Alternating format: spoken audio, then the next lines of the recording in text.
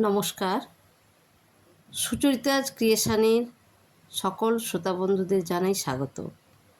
আপনাদের সাথে আমি সুচরিতা দাস মাইতি।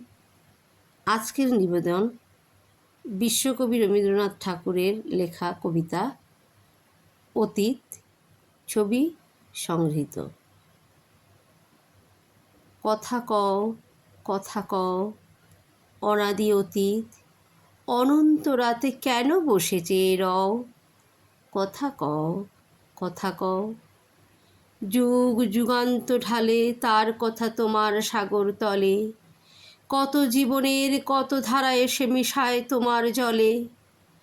সেথা এসে তার স্রোত নাহি আর, কল কল ভাস নীরব তাহার, তরঙ্গহীন ভীষণ মৌন, তুমি তারে কোথা লও? হে অতীত, তুমি হৃদয়ে আমার কথা কও, কথা কও, কথা কও, কথা কও, স্তব্ধ অতীত, হে গোপনচারী, অচেতন তুমি নও, কথা কেন নাহি কও?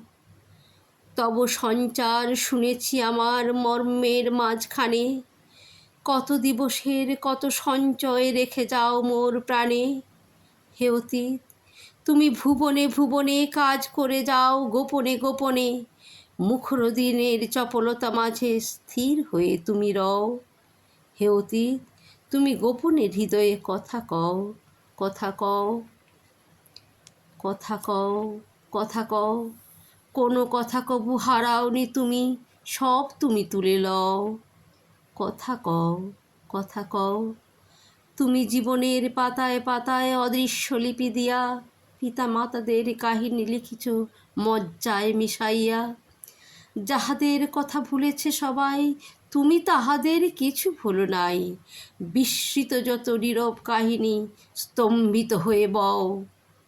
ভাষা দাও তারে, হে মুনি অতীত, কথা কও, কথা কও। নমস্কার। কেমন লাগলো আজকের কবিতা কমেন্ট বক্সে অবশ্যই লিখে জানাবেন।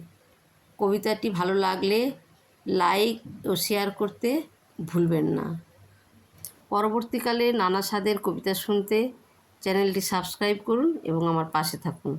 ধন্যবাদ।